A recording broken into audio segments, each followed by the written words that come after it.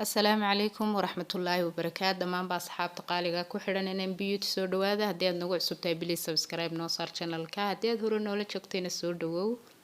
gambaleelkana furo si aad ula socoto wax wala soo gelino fiidiyoogana dhamayso insha Allah si aad faa'iidadiisa u hesho badanaa waxaan soo gelinaa fiidiyoyo gaaban oo dadku daawan karaan waqti badan ka qaadin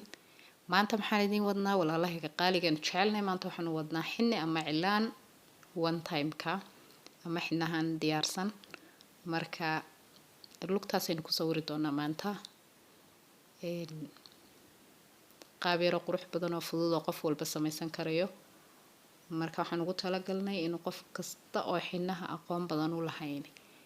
fahmi karayo oo si fudud u samaysan karayo insha Allah dumarka maadaama in hore u arki jirnay caleen gacanta aynu ku sawirno aynu si yar qurux badan soo sawirno maanta waxaynu ku sawiraynaa caleentan lugta qoriga yar ee dhagaha ee qori dhukayga ama cudbida yar ee lagu dhukaydo wataas ayaan ku sawiraynaa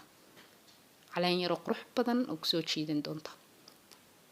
saasaad ugu qabanaysaa markaas aad ugu yar jiidaysaa adoo fiidiyowga ku tusayaba insha Allah de saad u sameynaysid wakaas caleenta yar quruxda badan buu noqonayaa fiidiyowga haddii dhaqdhaqaaq ka dareentana raalli ka ahaada ilmo yar baan u marinayaa marka caruurtana way ku adagtahay inay fadhiistaan oo inta hawl loo wado ay meel iska fadhiyaan waayo in ciyaaraan oo dhaqdhaqaaqaan bay jecel yihiin caruurta energy fara badan bay haystaan maasha Allah marka fiidiyowga wixii khaladaad ka dareentaan ka raalli ahaada waa ilmo yar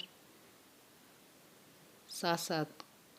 u qurxisanaysaa hareerahana aad iska yar macmacaanaysanaya saad sleeday fulku kugu soo baxaya caleenta yar baan ku sawiranaynaa marka lugtani maadaama lug inan yar oo aad u yar tahay saddex caleemood oo noocaas un bay dhinaciiba lagu sawirayaa laakiin qofku hadduu qof weyn yahay ilaa 4 caleemood lugtiisu way qaadaysaa dhinacii labada dhinacba marka dhinacba 4 midh baad ku sawiranaysaa korkana xabad baad ku sawiranaysaa maasha Allah de waxaan ku talagalnay inay dumarku isku dabari karaan gurigooda dhexdiisa ay samaysan karaan xina yar oo qurux badan isku day un baa loo baahan yahay waxa la dhigi de Roma maalin lagu ma dhisin qof waliba maalin buu isku dayay wuu khalday way ka xumaatay marka dambe uu keenaa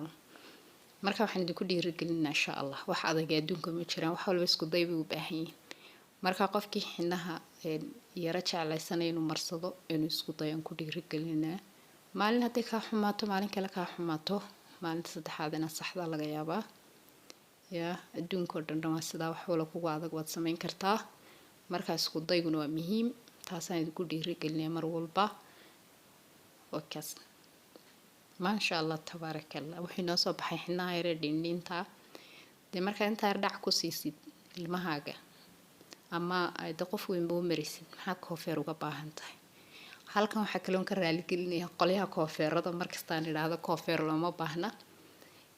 iska ciisho laakiin maxay hayday waxaan doonaynaa inaan kala faa'iideysano marka haddii tusaale la idin soo qatar raali ahaada iyagu qaar baa nagu xiran waad ku mahadsantahay daawashada fiidiyowgan